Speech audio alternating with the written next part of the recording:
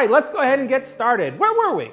Oh, that's right. Jesus just healed a guy, and the Pharisees, well, they could care less. It kind of reminds me of Gru's relationship with his mom in Despicable Me. Have you seen the movie? And I apologize in advance that all of my examples are kind of kid theme related. It's just what's going on in my life, okay? I spend a lot of time with my kids, and that's a good thing, right? Gru, in Despicable Me, he's building all these inventions just to impress his mother. He's like, hey, Ma, I built a rocket. And she's like, who cares? Imagine Jesus doing the exact same thing, just trying to win over his own people, his own creation. Just going, hey, are you not entertained? Look at all these healings I'm doing. Water into wine, folks.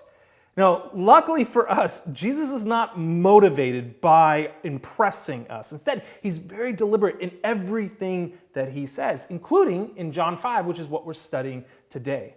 And starting in verse 15, we're seeing that Jesus is picking a fight with the Pharisees over the Sabbath.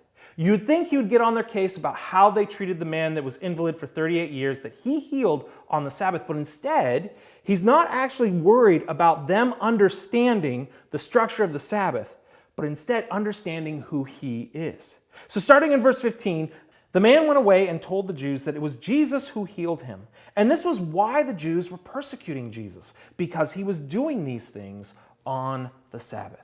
So in verse 15, we see that it is Jesus who heals.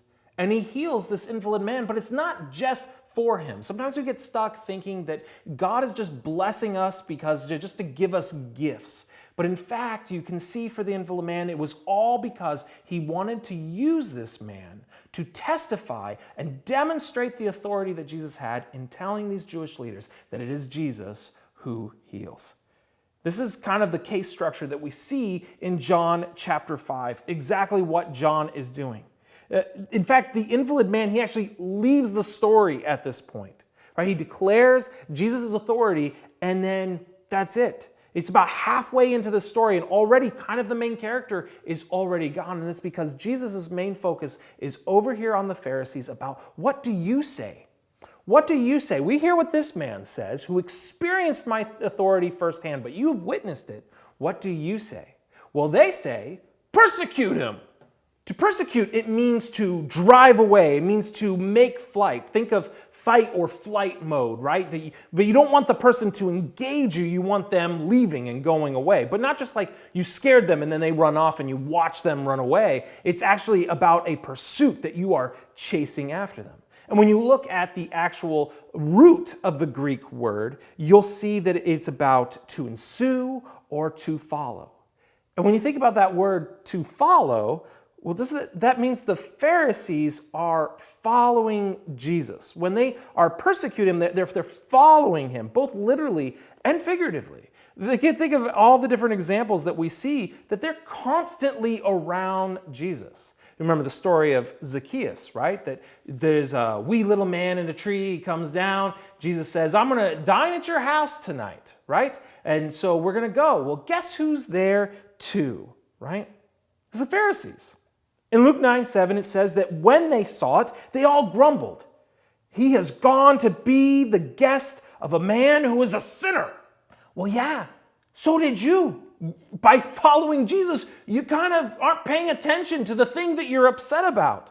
See, they're actually responding to Jesus' authority. We're just not exactly liking the way that they're reacting to his authority. So this Greek word dioko actually has two sides to it. The first can actually be to respond positively, like with a earnest pursuit, right? To earnestly pursue with excitement. It reminds me of like in the Westerns with cowboys, right? That they're herding the cattle, they're just all the way through the valley and they're just excited to do their job and they're just chasing after them. But the other way is to respond negatively. And this would be to zealously hunt. It is to track down your prey, not just to have it flee from you, but then to overtake it, right? This is how they are responding to his authority. Because they view Jesus as a threat. Well, as they should, actually. Because Jesus drastically wants to change their way of life. You think about it for a second. Well, they want control, and he wants to change control. Well, what they live for. He wants to change their power and what motivates them. and he wants to change their prestige and what gives them fulfillment. All those themes, if they really like those things, they would definitely see what Jesus is doing as a complete threat to their way of life. And Jesus wants to do the same for us. So does this make us want to earnestly pursue, or does it give us a desire to overtake, right? And careful how you do this, right? When I say earnestly pursue, that's like, yeah, that I can persecute Jesus positively by following him, giving my life. When we're talking about earnestly pursue, we're excited for Jesus. But think back to the cowboys with the cattle. Who's exactly leading? Although that the cowboys are following the cattle, they're directing them where they want them to go, right? When we are following Jesus, we ought to be careful of like where Jesus is following. It's like, oh no, Jesus, that's not the direction I want to go. Just a little bit over here, just a little bit this way. Controlling how God is changing our life, slowly, quickly, whatever pace we're comfortable with. And we can't do it for a pursuit of knowledge, just like, oh, I love God, I love learning so much about him, but then actually having no ramifications to our life whatsoever. And so these Pharisees, they are furious. They want to persecute Jesus. They want to drive him away, overtake him, and Jesus responds. He responds with a defense. In verse 17, he says that Jesus answered them, and this is an important line, "My Father is working until now, and I am working."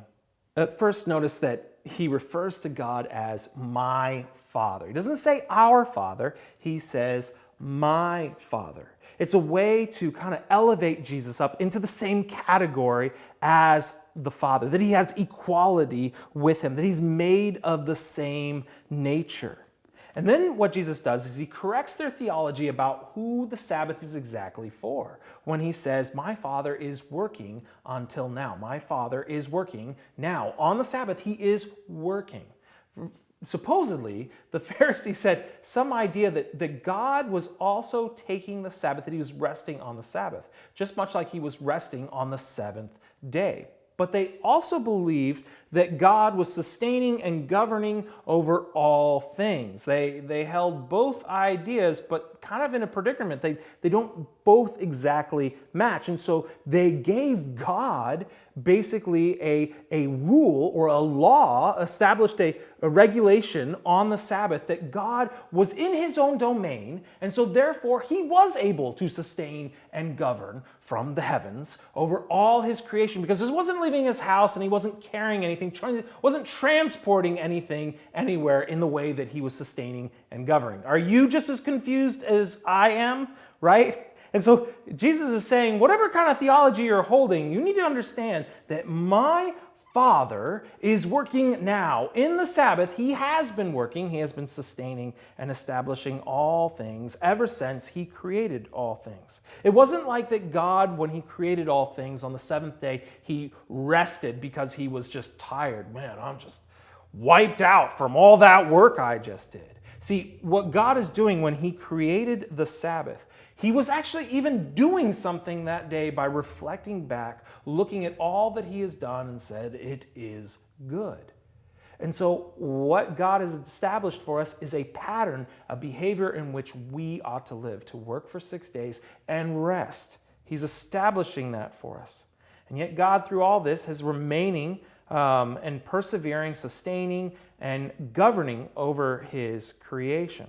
God is not removed from his creation. He's not like he created it and then walked away and left. And Jesus is saying, oh, look, the kingdom of God has come near. That you're experiencing that God has at work over his creation. And here I am, and I am working too, right? This is a powerful statement that Jesus is making because, and it's not something that the Pharisees would just have like brushed over. This did not go over their heads. They understood what Jesus was saying here. Right? This is why the Jews were seeking all the more to kill him, because not only was he breaking the Sabbath, but he was even calling God his own Father, making himself equal with God. It escalated them to eradicating him. Forget overtaking him. Let us wipe him out entirely. Why? Because he had said it is his own Father.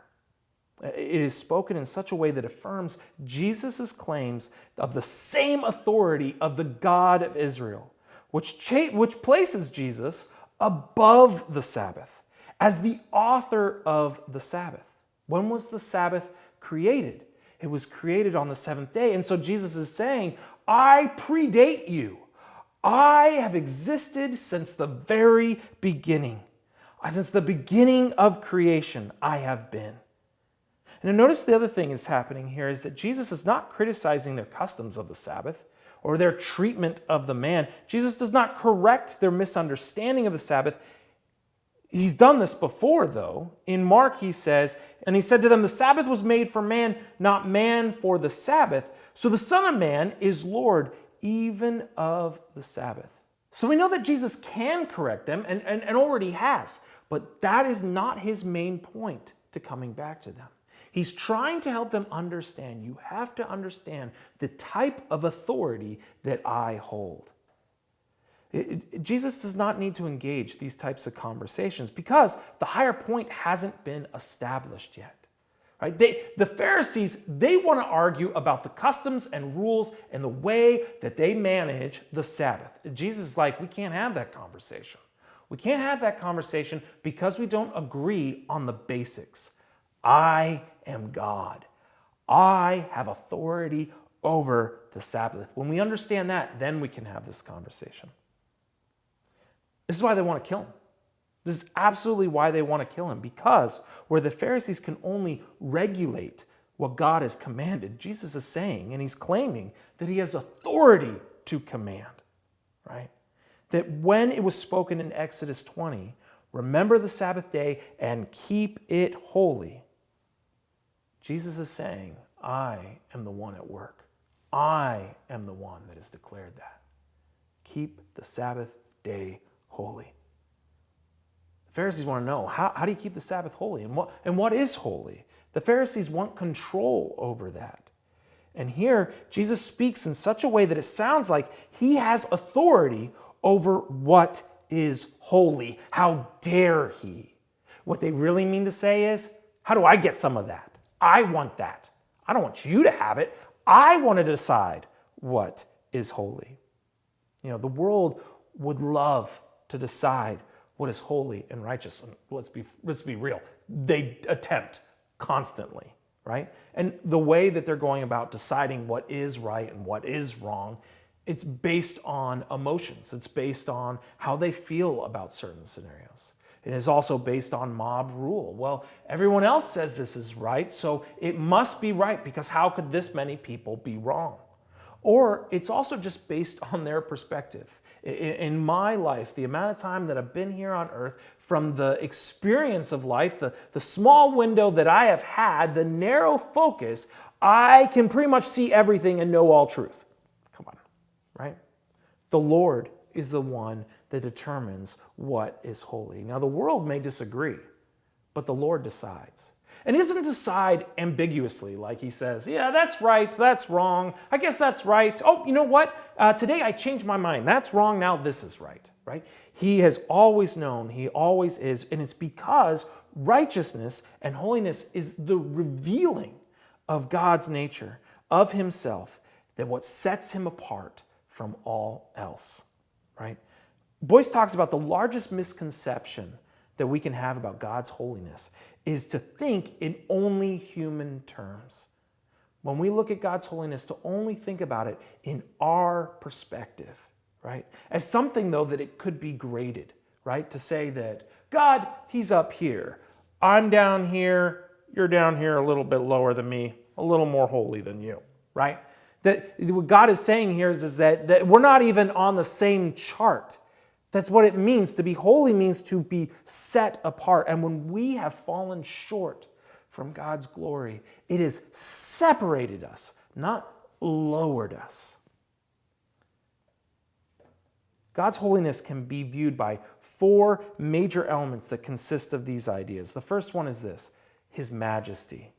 It's how grand and how sovereign God is. Listen to this verse from 1 Chronicles. Yours, O Lord, is the greatness and the power and the glory and the victory and the majesty, for all that is in the heavens and in the earth is yours. Yours is the kingdom, O Lord, and you are exalted as head above all. Listen to all this that is reserved for him, that isn't only unique to him, that sets him apart. And in Hebrews, it talks about how Jesus is the radiance of all of that we can barely look upon him, but to understand and see our God, we only need to look upon Jesus to experience God's majesty in its fullness. The second thing is, and the second idea of his holiness is his will. Right? That God is a working God. It's actually a pretty crazy idea to think about, that God works. You know, even in ancient times, they wouldn't have created a God as a working God, because working was for a lower class. It was something for the slaves. Why would they create a God who works? Yet here God is, and he is working. Because through his work, God's personality and his character, well, it shines through. It reveals that he has a will, a direction, a desire, an outcome that he wants. And the fact that he interacts with his creation. And he is determined to proclaim himself to us, to his creation. And his holiness holds purpose and not power as the ultimate thing. That purpose is what drives him most of all, that he even has a will. And number 3 is his righteousness, the rights, the wrongs. But it reveals something to us, that there's this moral standard. It reveals something about God. It's that we can understand him and understand who he is. This is of God. This is not of God. The fact that there's an ethical right brings an acknowledgement of God's nature. The fourth one, honestly, everyone just kind of tries to avoid, but it is essential, and it is his wrath. That his holiness carries a wrath with it. And it's not like our emotional reaction to injustice. We need to think of God's wrath beyond just human terms, right? Because his wrath is what upholds all the other 3 points about his holiness. It is his wrath that will not allow anything to uprule or overthrow him. His majesty will not be tainted. And no one can claim that they are more powerful than he is. His will not be deterred. And his righteousness will remain steadfast and solid.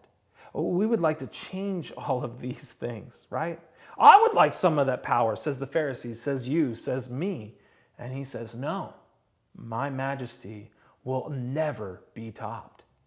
Well, I have a better idea about my life. I understand your plans, but I think I have a better idea of how this is all going to work out. No one will destroy my will. My will be fulfilled. But you know what? I think I know better than you. I know what is better to be right or wrong. No, you will not change who I am. I am a righteous and holy God, and his wrath protects these things. We want these things to be protected, that his holiness cannot be tainted. And yet here we are, that we have fallen short of his glory, that we have fallen away from him, and we have set him apart, made him even more set apart than we were before. You would think this would be the end of us, and yet God's will remains and will be fulfilled. That's why we look at verses like Romans 5:9, where it says, but God shows his love for us in that while we were still sinners, Christ died for us. Since therefore we have now been justified by his blood, much more shall we be saved by him from the wrath of God. See, it is the wrath of God that Jesus has saved us from. And he has determined us holy. He is the one that determines that we are set apart for God so that we can experience the full majesty, the full splendor, power, and victory of God. that we may experience the will of God in its fulfillment, and that he gives us the power and the strength to live righteously as God calls us to. He is the one that sets us apart, and it is the Lord that determines what is holy, not us. That was not our idea to sacrifice Jesus, it was his. And in that act alone was holy and what sets him apart from all else. There's an important lesson here in understanding that the Lord determines what is holy, not us. And it's about the different types of arguments and conversations that we can have and engage in with others. See, the purpose of talking with others is about their edification for them, about building them up in Christ. And they're just plainly some conversations with non-believers or believers that are just giant rabbit holes that just lead to no deep dependency with Christ. We're engaging in conversations with people, much like how Jesus was engaging in this conversation with the Pharisees. The Pharisees, they want to talk about the Sabbath. No. We need to talk about who holds authority over the Sabbath. Someone may ask you, hey, well, what do you believe here? What do you think is right or wrong? You think it's right? You think it's okay, this moral truth that's supposedly out there? And believe me, there's lots of things going on in the world right now that things are being challenged about what is right and what is wrong. And people may ask you to say, well, what do you think? Well, it doesn't matter what I think. What matters is what God says is the truth. And so you can stand on saying, I believe in the Word of God. I believe in what God says. I'll give you an example. In our positional statements, the one about the roles of men and women, honestly, it's a little bit controversial according to the world and has been viewed by many on our website. But I want to point out the last line of this positional statement because I think it's important to understand where our headspace is as a church. Although we may find opportunities to object, we remain obedient to God's divine wisdom when placing certain responsibilities exclusively onto his design of men and women. Our primary goal is to remain obedient and faithful to glorifying God regardless of enabling our abilities. We choose to rest on what God says through his word. It's why our positional statements don't start with what we believe about God or what we believe about Jesus. It starts to what we believe about the word of God. Our first statement of faith is the Bible because that is where our belief begins in what God has said. Do we believe that Jesus holds the authority to speak truth? Not that he has the ability to speak something that could be true, but that when he speaks, that is what is true. That God spoke and his authority is spoken through when he speaks. You know, after eating with Zacchaeus, you remember the Pharisees are still there, right? Jesus draws their attention by teaching a parable. And it's a parable of a noble man who is going to leave for far country, distant country. What Jesus is telling them there is that Jesus is going to be leaving soon and sitting in full glory at the right hand of the Father. And while he's gone and before he returns, he has called us to invest in what he has given us, including those Pharisees and including us today. He said, therefore, a noble man went into a far country to receive for himself a kingdom and then return. But here's what happens in verse 14. But his citizens hated him and sent a delegation after him, saying, we do not want this man to reign over us. Jesus is fully aware of what the problem is. He's fully aware of the struggle, the thing that is holding back the Pharisees. They are not interested in allowing Jesus to reign, to have authority over the things that they want to have authority over. It's funny because the Pharisees have been waiting forever for their promised Messiah, and yet they're presented to him. Make no mistake, right? Make no mistake. They're well aware that Jesus healed this man. They have witnessed the power of their Messiah in front of them. But their reign, it wasn't what they thought. It wasn't something that we're taking into account. This man, this is the man we've been waiting for. This is the man that's going to reign over us. How is he going to reign over us? And the thought of losing control, even over the Sabbath, causes them to plot then against Jesus. What will it take for you to accept his reign? To stop opposing his authority? What is your Sabbath? And I'm not talking about which day of the week do you rest. I'm talking about what is that thing that is going to be the line in the sand where you're going to say, no more, I'm not letting you have this one. That you discover that he's Lord over all things, but that you love this thing more than him and you're not willing to let it go. What is that one thing that will cause you to plot against him, to murder him, in an attempt to exterminate him from your life? I'm not ready for you to have this. I'm not willing to let you have this. I want control. I want the power.